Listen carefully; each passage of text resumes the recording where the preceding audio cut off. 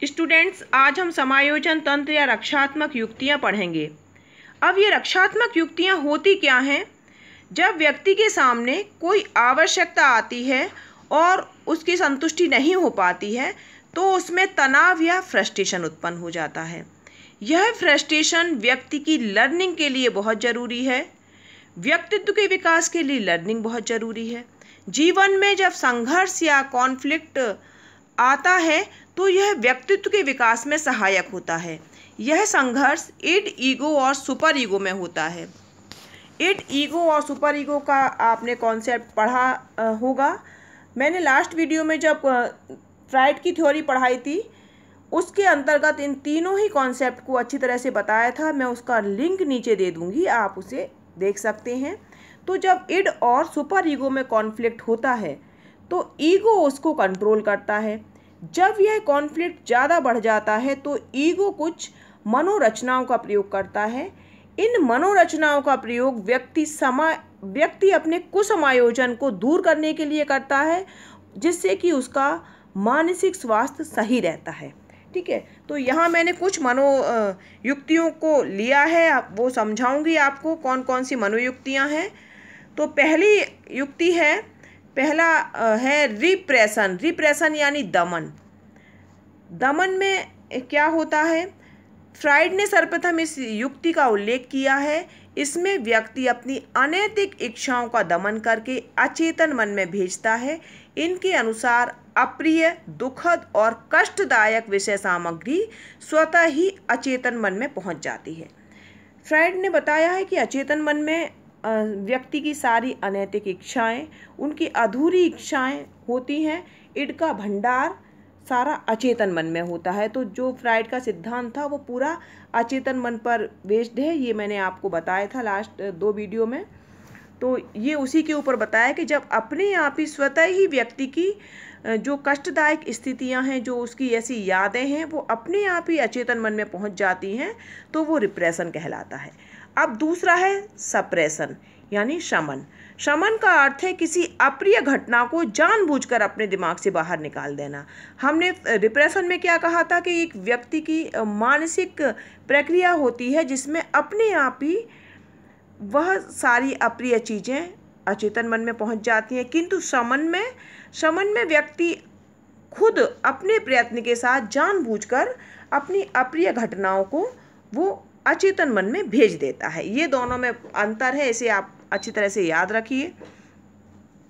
Coleman ने दमन एवं शमन में अंतर बताते हुए कहा है कि शमन दमन जितना घातक नहीं है। शमन में गलत विचार या घटना को तर्क के आधार पर मन से निकाल दिया जाता है।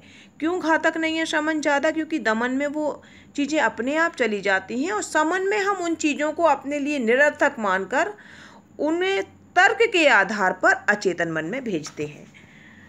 अब तीसरी रक्षात्मक युक्ति है यहाँ पर रिग्रेशन यानी प्रतिगमन। इसका शाब्दिक अर्थ होता है पीछे की तरफ लौटना। अब जब व्यक्ति परिपक्व व्यवहार से अपरिपक्व व्यवहार में वापस जाता है, यानी अपने बचपन में जब वापस जाने लगता है, तो हम इसे प्रतिगमन कहते हैं।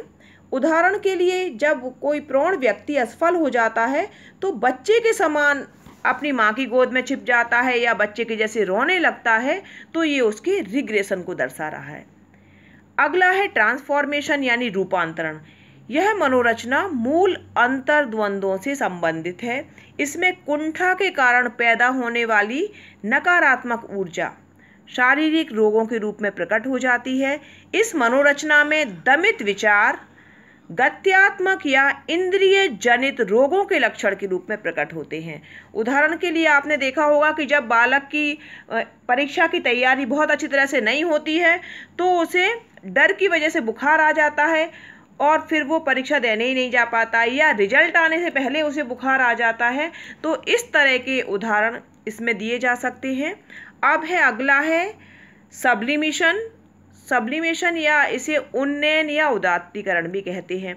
इसमें व्यक्ति अपनी समाज विरोधी आवेगों को या उन क्रियाओं को दूर करके कुछ ऐसा कार्य करता है जिससे कि उसके व्यक्तित्व का विकास होता है और समाज में उसकी अच्छी पहचान प्रतिष्ठा बन जाती है, इसलिए इसे उदात्तीकरण कहा जाता है।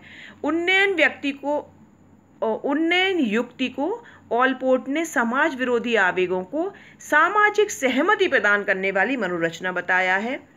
फिशर के अनुसार काम शक्तियों का या प्रवृत्तियों का नैतिक या सामाजिक विषयों की ओर प्रतिस्थापन ही उन्नयन कहलाता है। उदाहरण के लिए प्रेम में असफल व्यक्ति का कवि, साहित्यकार या गायक बन जाना इसके बहुत अच्छे उदाहरण हैं। अब अगली युक्ति है हमारी रैशनलाइजेशन या युक्तिकरण। रैशनलाइजेशन का अर्थ होता है तर्क देना, पर यहाँ तर्क व्यक्ति अपनी गलतियों को छुपाने के लिए कुछ भी ऐसे तर्क दे सकता है जो वो तर्क अपने आप में तो गलत दे रहा है, परंतु जो सुनता है वो उसे सही मान लेता है और इससे वो अपने मानसिक तनाव को व्यक्ति कम कर लेता है। तो इसका अर्थ है गलत तर्क देना। इसमें व्यक्ति अपने आप को सही अथवा उचित ठहराने के लिए झूठे कारण व तर्क प्रस्तुत करता है। उदाहरण के लिए परीक्षा में असफल होने पर एग्जामिनर को दोष देना। जैसे आपने कहावत सुनी होगी, अंगूर खट्टे हैं, लोमड़ी को अंगूर बहुत ऊंचे लगे, वो नहीं तोड़ पाई तो उसने कह दिया अंगूर खट्टे हैं। तो इस तरह की बहाने बनाए जाते हैं जिसे लोग नकार ना सकें, सही माने। तो इसीलिए इसे युक्तिकरण कहा जाता है कि तर्क देना, अपनी कमियों के लिए हम तर्क देते हैं। अगला है रिएक्शन फॉर्मेशन यानी प्रतिक्रिया निर्माण। अपनी आंतरिक इच्छा के विरुद्ध कार्य करना या अपने अचेतन मन के विपरीत कार्य करना प्रतिक्रिया निर्माण में आता है। उदाहरण के लिए यदि कोई किसी व्यक्ति के पास पैसा नहीं है या वो धनी नहीं है तो वो गरीबों की प्रशंसा करेगा और कहेगा भाई मैं तो सादा जीवन उच्च विचार की प्रकृति वाला हूँ, तो मुझे इन ऐशो आराम की कोई आवश्यकता नहीं है। या इसका एक एग्जाम्पल ये भी होता है कि जब किसी व्यक्ति को भूख लगी है और उसके पास पैसे नहीं है तो वो ये कह सकता है कि नहीं भाई मुझे भूख ही नहीं है, मुझे भूख नहीं लगी है। तो इस तरह से ये प्रतिक्रिया निर्माण है। अगला है आइडेंटिफिकेशन या आत्मीकरण। आइडेंटिफिकेशन में होता है कि दूसरे व्यक्ति के गुणों को अपने व्यक्तित्व में ग्रहण करना, यानी इसमें व्यक्ति किसी एक व्यक्ति को कॉपी करना शुरू कर देता है। उसका शिक्षक हो सकता है, कोई फिल्म एक्टर हो सकता है, कोई क्रिकेटर हो सकता है, कोई भी ऐसा व्यक्ति हो सकता है जो उससे ज़्यादा प्रतिष्ठित है, जिसका ज़्यादा नाम है। तो उसको वो अपने आप में उसको देखने की कोशिश करता है तो उसे कॉपी करता है, उसके जैसी हेयर स्टाइल बनाएगा, वैसे कपड़े पहनने की कोशिश करेगा। ठीक है, तो इसमें वो नकल करता है दूसरों की। अगला है कंपनसेशन। कंपनसेशन यानी क्षतिपूर्ति। इसमें व्यक्ति अगर एक क्षेत्र में कमजोर होता है तो वो दूसरे क्षेत्र में उन्नति करके अपनी कमी की क्षतिपूर्ति करता है। जैसे उदाहरण के लिए कोई बालक अगर पढ़ाई में अच्छा नहीं है तो वो अच्छे खेल में अच्छा प्रदर्शन करता है या किसी और एक्टिविटीज में वो अपना श्रेष्ठ प्रदर्शन कर सकता है, तो वो जो पढ़ाई के क्षेत्र में उसकी कमजोरी थी उसे छुपाने का प्रयास करता है। अगला है प्रोजेक्शन। प्रोजेक्शन प्रक्षेपण। प्रक्षेपण का अर्थ है अपनी कमियों को दूसरे पर आरोपित करना, दूसरे पर फेंक देना। तो इसमें अपने दोषों और असफलता को दूसरे पर आरोपित करना प्रक्षेपण कहलाता है। उदाहरण के लिए हार जाने पर विरोधियों को दोष देना। चुनाव में हार गया कोई भी प्रतिभागी तो उसने अपने विरोधी पार्टी वालों को दोष दे दिया, तो ये भी एक प्रोजेक्शन है, प्रक्षेपण है। अगला है रक्षात्मक युक्ति है हमारी डिनाइल। डिनाइल का अर्थ है कि मना कर देना या नकार देना किसी को भी। तो इस युक्ति में व्यक्ति अवांछनीय वास्तविकताओं की अपेक्षा करता है, यानी जो रियलिटी है उसको वो नकारने लगता है, उन्हें पहचानने से मना कर देता है। इसके द्वारा इससे तनाव उत्पन्न करने वाली परिस्थितियों से व्यक्ति स्वयं को अलग कर लेता है। आपने देखा होगा कि जब बच्चे खेल रहे होते हैं, आजकल मोबाइल चलाते हैं, गेम खेलते हैं, तो अगर उनके पेरेंट्स उन्हें आवाज़ देते हैं तो वो नहीं सुनते और यही बहाना लगा देते, मैंने सुना ही नहीं, आपने क्या कहा। तो इस तरह से इसका और अच्छा एक उदाहरण है कि अगर कोई हमें अपना ऐसा मित्र मिलता है जिससे हम बात करना पसंद नहीं करते, पुराना कोई ऐसा व्यक्ति जिससे हमारी किसी वजह से लड़ाई हो गई है, तो हम उसे इग्नोर कर देते हैं। हम ऐसे को दिखाते इस प्रकार से कि हमने उसे देखा ही नहीं है। जैसे बिल्ली का भी एक एग्जाम्पल इसमें दिया जाता है कि बिल्ली जब देख लेती है कि किसी ने हमें देख लिया है दूध पीते हुए या कोई नुकसान करते हुए, तो वो अपनी आंखें बंद करके बैठ जाती है। ठीक है, तो ये एक डिनाइल का एग्जाम्पल है। अब है डे ड्रीमिंग यानी दिवा स्वप्न देखना। देखिए, शेख चिल्ली का आप सबने उदाहरण देखा होगा। शेख चिल्ली की कहानी इसीलिए बताई जाती कि वो दिन में सपने देखता था, कल्पनाएं करता रहता था। तो इस प्रकार की ये इस प्रकार की रक्षात्मक युक्ति है जिसमें व्यक्ति अपनी कल्पनाओं में खोकर सुख की अनुभूति करता है। तो यह एक प्रकार की पलायनवादी प्रक्रिया है। इसमें व्यक्ति स्वयं को या स्वयं में खोने का प्रयास करता है कि वो अपने आप में डूबा रहता है। उदाहरण के लिए, प्रेम में असफल प्रेमी प्रेमिकाएं अपने प्रेमी और प्रेमिका के साथ खुले आंखों से उनकी कल्पना करते रहते हैं, उनके बारे में सोचते रहते हैं, तो ये लगता है कि उन्हें बहुत अच्छा लग रहा है, यानी उनका वो प्रेमी उनके साथ में ही है। तो ये इसका डे ड्रीमिंग का एक अच्छा उदाहरण है। अगला है डिस्प्लेसमेंट यानी विस्थापन।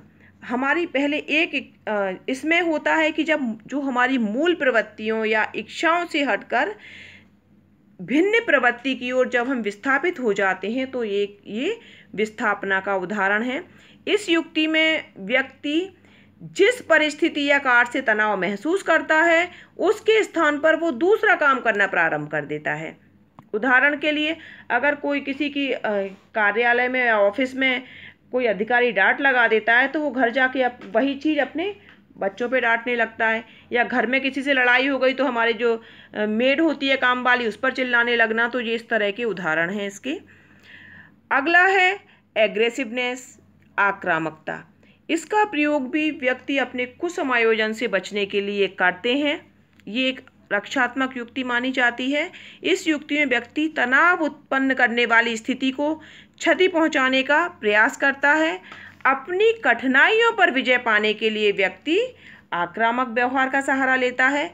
ऐसी स्थिति में वो या तो खुद को नुकसान पहुंचा लेता है या दूसरों को। जैसे जब कभी किसी बात पे नाराज़ होते हैं हम, या कोई अप्रिय हमारे साथ घटना हो जाती है, तो उस समय हम चिल्लाना शुरू कर दें या अपने आप को मार दें या दूसरे को मारें। तो इस तरह की चीज़ें आक्रामकता को प्रदर्शित करती हैं। तो इन रक्षात्मक युक्तियों का प्रयोग करके व्यक्ति अपने समायोजन को बनाता है और कुसमायोजन से बचने का प्रयास करता है। ये जो युक्तियां हैं, रक्षात्मक युक्तियां, इनका प्रयोग व्यक्ति अपने मानसिक स्वास्थ्य को बनाए रखने के लिए करता है। और अगर वो इनका प्रयोग नहीं करेगा तो वो वाकई में फ्रस्ट्रेशन में पहुंच जाएगा, वो बहुत बुरी तरह से कुसमायोजित हो सकता है। इसलिए इन रक्षात्मक युक्तियों का प्रयोग व्यक्ति समय समय पर करता रहता है। तो बच्चों, आज के लिए इतना ही।